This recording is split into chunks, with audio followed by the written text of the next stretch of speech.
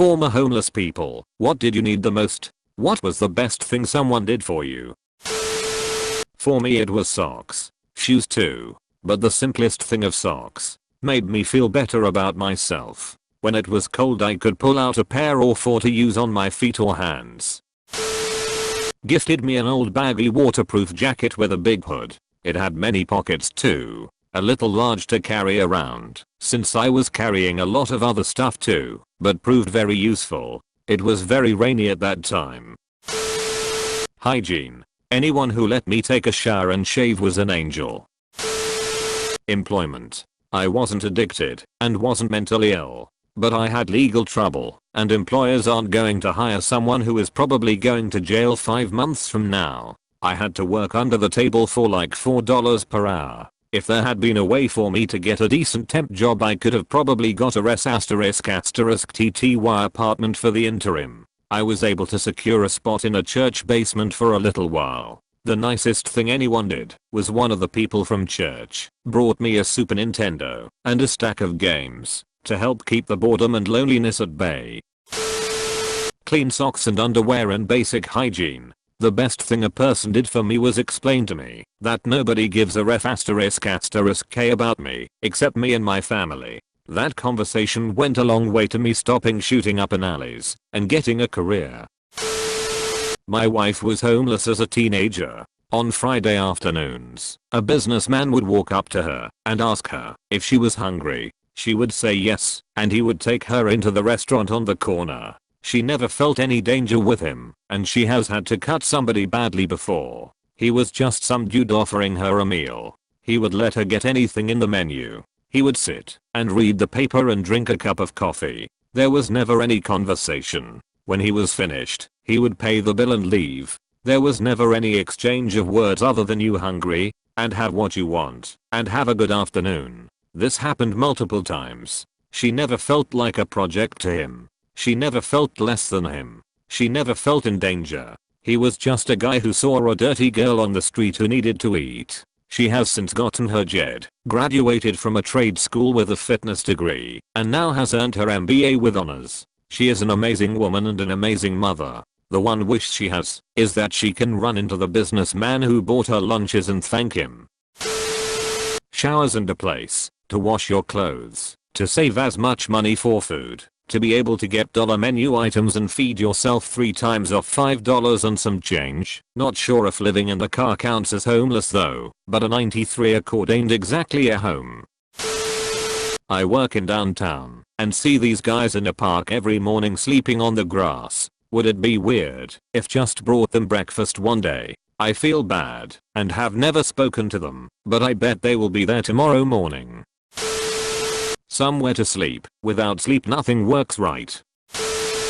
15 years ago the most crucial things we needed were impossible, like a mailing address, phone number, toilet, and water. We'd keep a payphone under watch for those hard get calls. Trying to get a job, housing, anything. The basics are hard. Now phones are cheap, but water and toilet are still real needs. Addresses are still tricky but easier as we rely on a location less and digital info more. Public transportation is still ridiculous. You have to spend a day or two convincing the system you need it free, otherwise you'll be out what little you can make in a 3 transit path.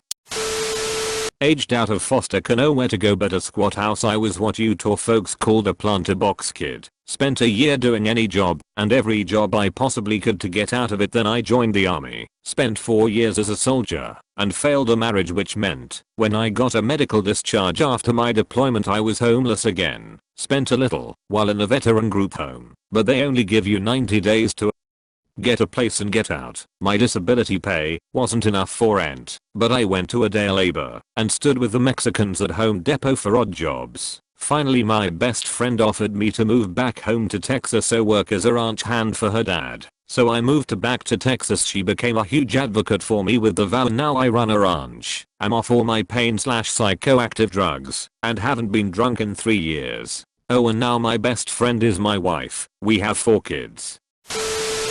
Showers and laundry facilities.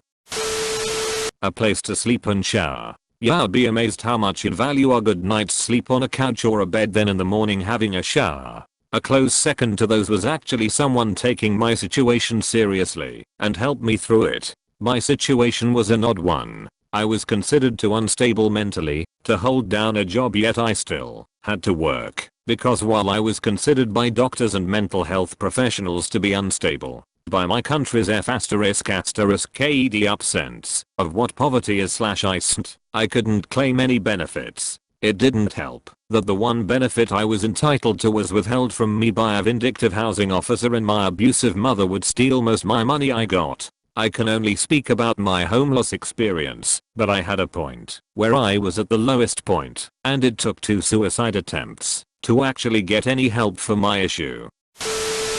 I left an abusive relationship, and turns out he was right. I had nowhere to go. I slept under a train and shoplifted what few basics I couldn't go without, which, frankly, I still don't regret. F*** the Waltons. And got a job at a Burger King. I mean, being homeless and all meant that my hygiene was horrible.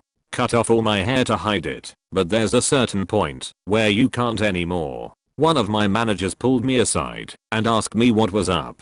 She called out, sweetly as she could, the red flags she'd seen. My self-harm scars, my hygiene, the breakdown I had when my ex came through the drive-thru, and I'm pretty sure she already knew what was up, at least somewhat. She started scheduling all of our shifts to overlap and taking me home with her, not far from my nest spot, so I could shower and eat dinner with her and her kid. Kinda just took me in as best she could. The shower was nice, so was the food. But the experience of someone giving a **T was what helped, quite honestly. Tampons. People who let us wash clothes or shower at their place. A gym membership for the showers and such. Still homeless but not on the streets. What'll do I need the most? A job. What's the best thing someone's done for me? Someone willing to take a chance. When you're homeless and people find out, it usually results in a negative change in their perception of you. Particularly in the perceptions held by those who could potentially be employers and landlords.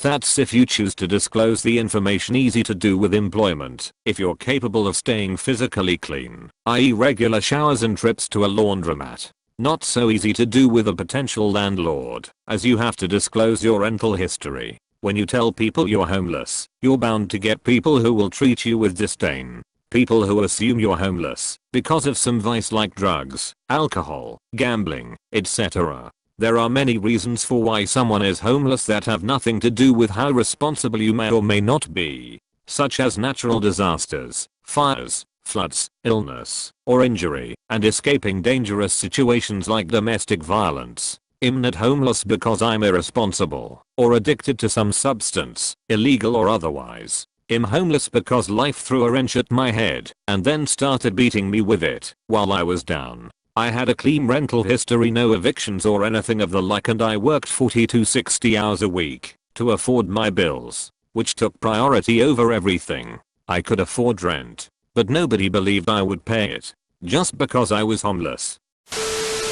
There's a guy who I see every time I'm leaving my gym. Has got a shopping cart and all his possessions including a little dog. He holds a sign that says anything helps my dog and I appreciate it. I bought a box of dog biscuits yesterday when I was getting my own cat food, and I plan to give it to him today after my workout. This thread convinced me to add a $5 to it. Even if I'm a sucker, BC has got a dog with him, that's okay. Obligatory, not formally homeless, but my buddy was. And from our experience I would say a place to stay, shower, wash clothes, and some structure. I took him in for as long as he needed, rent-free under the condition that he gets through school and gets a job. Now he is a drafter/designer, has his own place and a nice car. I'm so proud of him and glad that I opened my door to him when everyone else had shut him out.